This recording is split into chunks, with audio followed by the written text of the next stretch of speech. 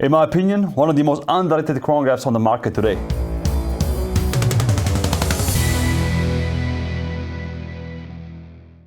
Hello, welcome to Swiss WatchCam, welcome to another review. Today on the channel we have something we never featured before. It's a brand we haven't covered yet.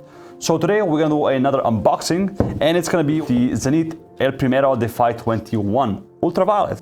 Before we get into the review, let me show you the box first because it's pretty cool. So you have to take out the upper part, and then you see you have a lot of compartments with some USB sticks and some, cleaning cloths. You take out the watch with this smaller box, and it's actually super neat because, as you can see, this makes a travel box. It's very unique. I never seen this before, incorporated into the big box. So I think it's very cool from Zenith to offer this. I think more brands should do this.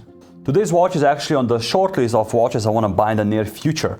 As I love chronographs, and I mentioned before, one of my favorite chronographs is the A. Lange & Söhne 1815 chronograph. I'm a huge fan of this movement. So today we're going to talk about the El Primero movement, why this watch is so cool, and why you should care. Zenith was founded in Le Locle, Neuchâtel. It's a canton I like to go to because it's beautiful and full of watch brands, in 1865 by Georges Favre-Jacot. Later in 1999 it was bought up by the LVMH group. As you might know, this is the Louis Vuitton Moet Hennessy group, which also has brands under its wings like Hublot and Tag Heuer. In the first half of the 20th century, where watch brands were competing for who is the most accurate and precise, Zenith won over 2,000 awards and filed over 300 patents for their various movements, which is something not many brands could compete with.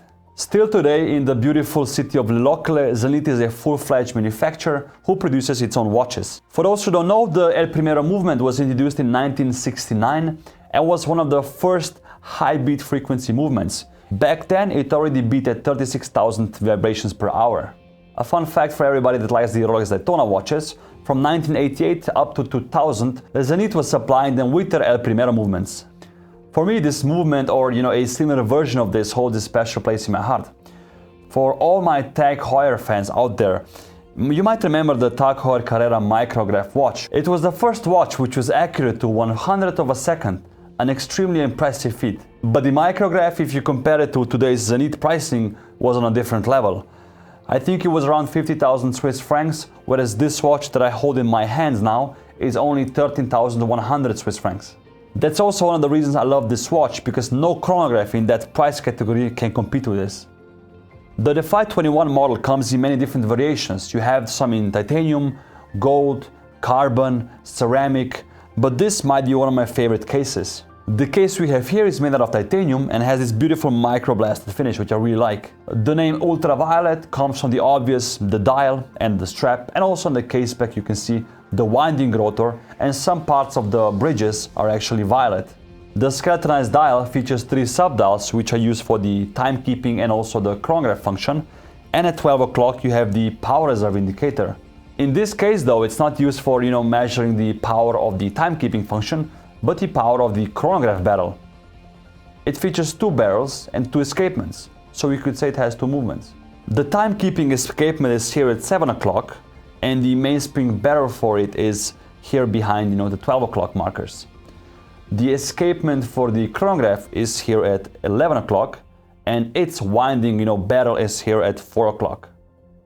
The power reserve of the timekeeping system is 50 hours, and for the chronograph it's 50 minutes. Because it measures to 100th of a second, the consumption of energy is extremely high. That's why it needs 2 separate winding systems, and also that's why it needs 2 separate balance wheels. The frequency of the timekeeping balance wheel is 5 Hz, whereas the chronograph balance wheel beats at 50 Hz. Yes, 50 Hz. That's 360,000 vibrations per hour versus the 36,000 vibrations per hour the timekeeping balance wheel has. Let me show you what I mean by all this information. So at 2 o'clock you have the chronograph pusher, and once I press it, all hell breaks loose. You see the chronograph makes 1 rotation per second around the whole dial. That's why the energy consumption for the chronograph is so high. Makes total sense. This watch is also cool for some ASMR fans, so when I put it nearer to my microphone you will hear the chronograph running. Pretty cool, right? Imagine this in the past wasn't achievable at this price point. So Zenith offering this to the mass market is something I really appreciate. I'm gonna now stop the chronograph hand and read the dials for you. Here we go.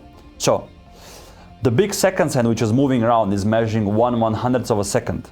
So now we have 1 minute, 15 seconds and 55 hundredths.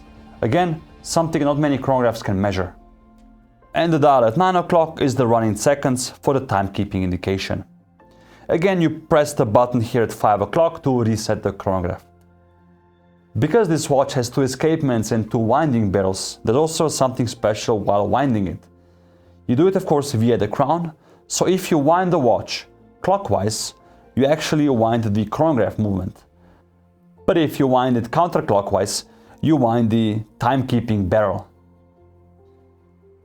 Because this watch is an automatic, of course the rotor also winds the movement, but it doesn't wind the chronograph. The hour markers, which hover above the skeletonized dial, are very 3D and beautifully shaped and polished.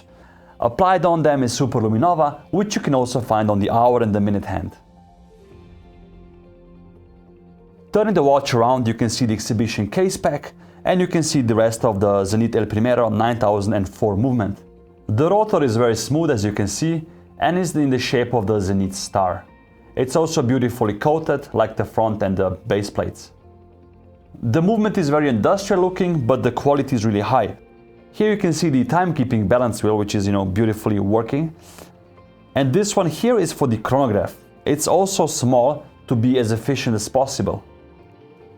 Once I press the chronograph button, it will start moving, but with the naked eye, you almost don't see it. Beautiful.